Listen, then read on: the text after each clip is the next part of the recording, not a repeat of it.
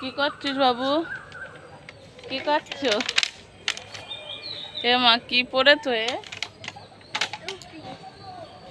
সব বাদ পড়া খেলনা আমি ছাদে রেখে দিয়েছিলাম একটা জায়গায় বস্তায় ভরে, সেই বাদ পড়া খেলনাগুলো এখন বের করছে। এগুলো দিয়ে খেলেই না।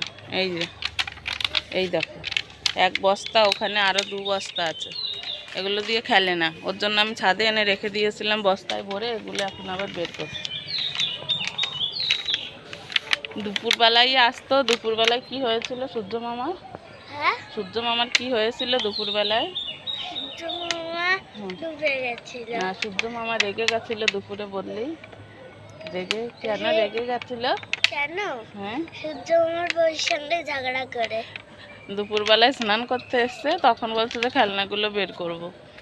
তারপরে বলছে যে সূর্য মামার কি তেজ বাবা, সূর্য মামা মনে হয় রাগ করেছে, সূর্য মামা বউর সাথে মনে হয় ঝগড়া করে এসছে। তোমরা কি এরকম কিছু জানো যে সূর্য মামা বউর সাথে ঝগড়া করে আসলে ওই দিন খুব তেজ, মানে রোদের তাপ হয়, রোদের খুব তেজ হয় না?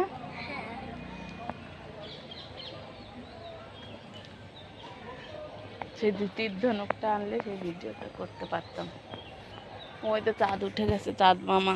আমি তো এক্ষুনি তাই বললাম যে চাঁদের তো আলো বেড়ে গেল কি করে, যে বিকেল বেলা। সেই ছোট বালান পেলেন টেলেন দেখ, এগুলো শুধু শুধু বের করছিস। তোর মতন এরম খেলনা কারো আছে? এত খেলনার বায়না?